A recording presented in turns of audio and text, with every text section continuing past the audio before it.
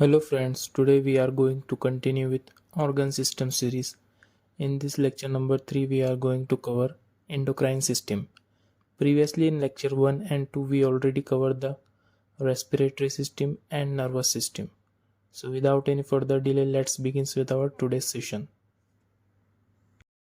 So what is endocrine system? The endocrine system is the system of glands, each of which secretes different types of hormones directly into the bloodstream to regulate the body. The endocrine system does not include exocrine gland such as salivary gland, sweat gland, and glands within the gastrointestinal tract. Basically, endocrine glands is one of the system of body which contain glands, and each gland secrete different types of hormones in blood or directly into the bloodstream which regulate overall function of the body. And endocrine system does not include salivary glands, sweat glands, which comes under exocrine glands. So this is the basic behind endocrine system. Now endocrine glands are glands which synthesize and release the classical hormones into the blood. The endocrine glands are also called as ductless gland because the hormones secreted by them are released directly into the blood without any duct. These hormones are transported by blood to the target organ or tissues in different parts of the body where the action are executed. Now which glands comes under endocrine glands? First pineal gland, second pituitary gland, third thyroid gland, fourth parathyroid gland, fifth adrenal gland, sixth pancreas, 7 ovaries, and last is testes. Let's discuss one by one. First, pituitary gland. The pituitary gland is located at the base of the human brain. The gland consists of two parts: anterior lobe, which is also known as adenohypophysis, and the posterior lobe, that is neurohypophysis. These two are the parts of pituitary gland. First anterior pituitary gland and second is posterior pituitary gland. Hormones of anterior pituitary gland. First, growth hormone. It stimulates the synthesis of protein, RNA and DNA. It promotes amino acid entry into cell. Then TSH, that is thyroid stimulating hormone. It has many actions on thyroid hormone. Then third, adrenocorticotropic hormone. Adrenocorticotropic hormones is necessary for activity of the adrenal cortex. Then fourth, FSH, that is follicle stimulating hormone. It causes secretion of estrogen. Then luteinizing hormone. It is responsible for ovulation. Then last is prolactin for production as well as for secretion of milk. Then hormones of posterior pituitary gland. First, oxytocin hormone. It causes ejection of milk from the mammary glands. Oxytocin causes contraction of uterus. Then second, antidiuretic hormones, that is ADH. It is responsible for regulating the body's retention of water. Then coming to the second type of endocrine glands, that is thyroid gland. The thyroid gland is located in the neck, just inferior to the larynx.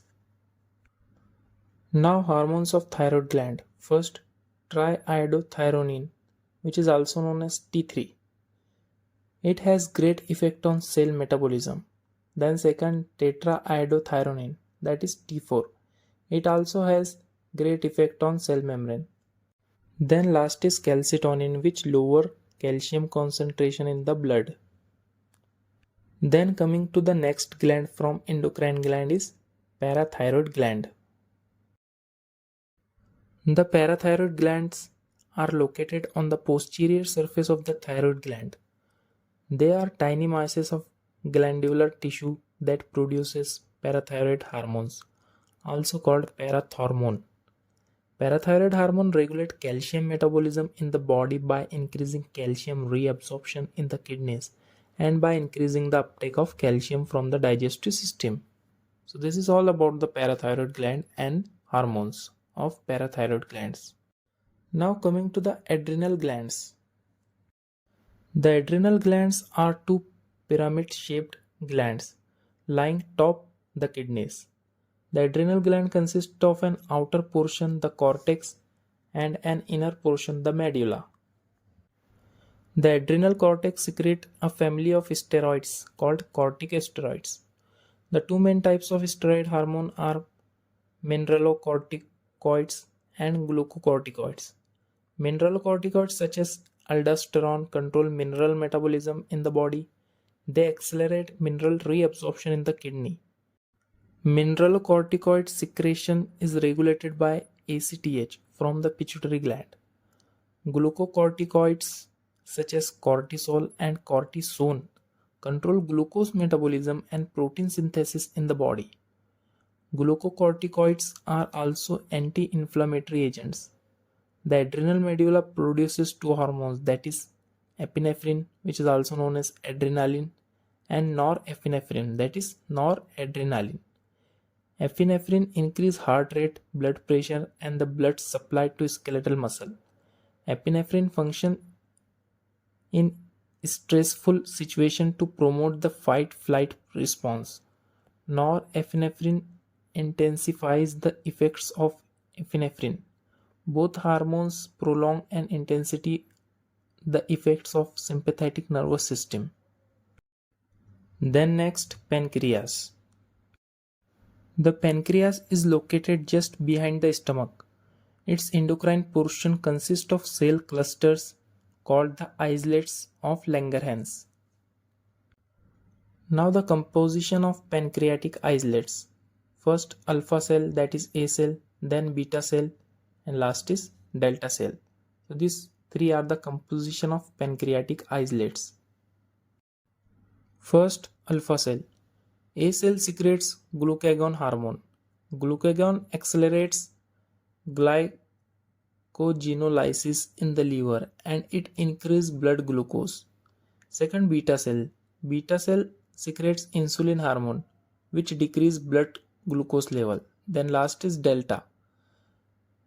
This cell secretes somatostatin.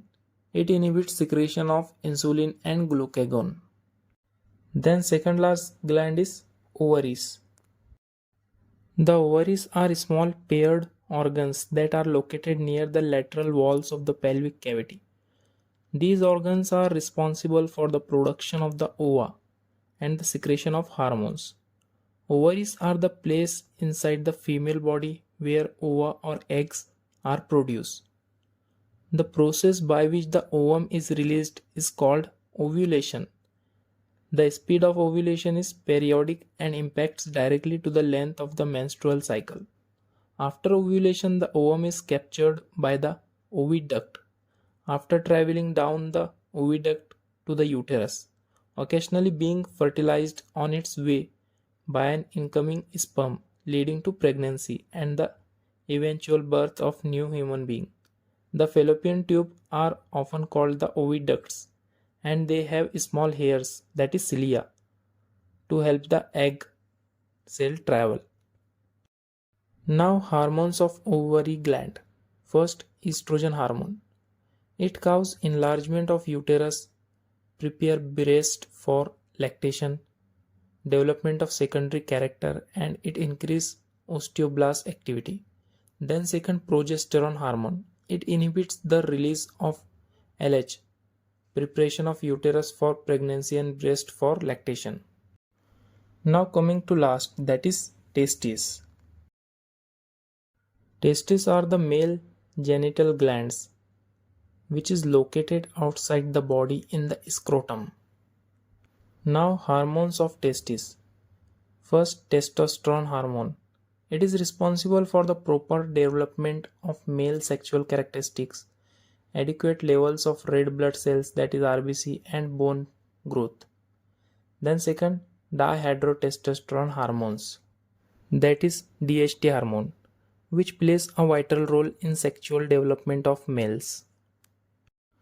Then pineal gland. Pineal gland is one of the glands of endocrine gland. which is located between the two lobes of the thalamus, and hormones of pineal gland, that is melatonin, which regulate onset of puberty and menstrual cycle. Now let's understand what is thymus gland. Thymus gland is pink gland with two lobes located in the thoracic cavity posterior to the sternum. Thymus gland is large during childhood and puberty but shrink during adulthood. Hormones of thymus gland include thymosin, which is responsible for development and function of immune system. Now coming to the patient history taking and clinical examination before starting the treatment. Firstly, we have to check the previous history of patient. It includes past medical history, drug history and family history. Then general examination.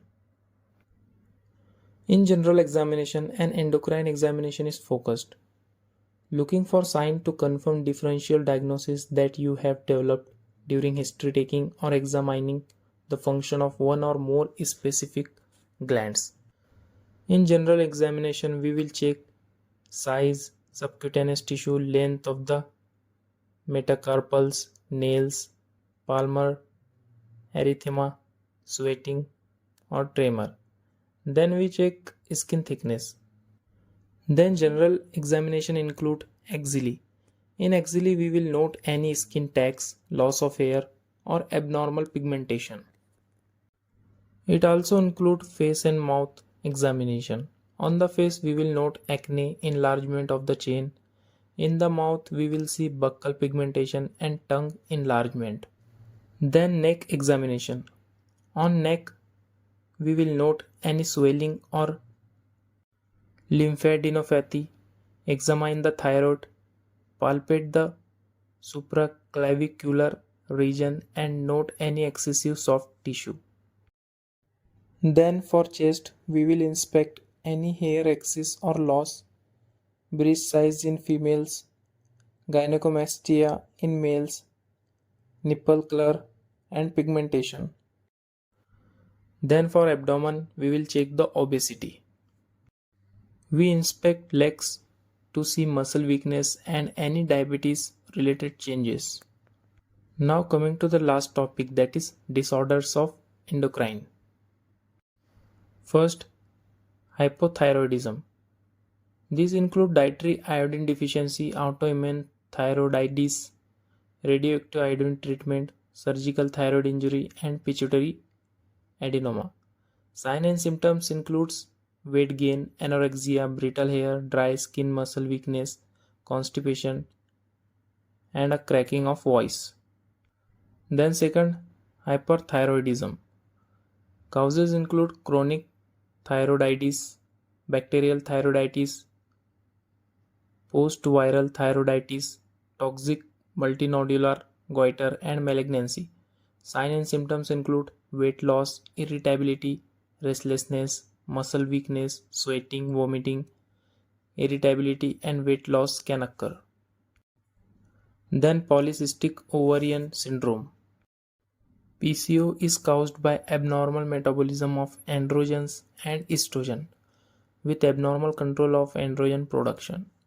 Signs and symptoms include oligomenorrhea, infertility and 50% obesity. Then Cushing syndrome.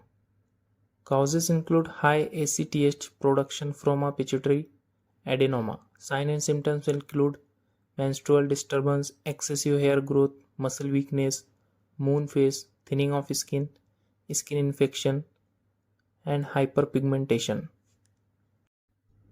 Then acromegaly. Causes include increase in GHRH, that is growth hormone and releasing hormone.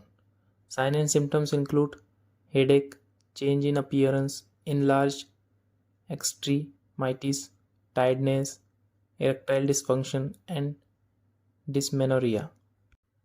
Then last is Addison's disease. So thank you for watching this video. This is all about endocrine system and stay tuned for next topic, that is digestive system.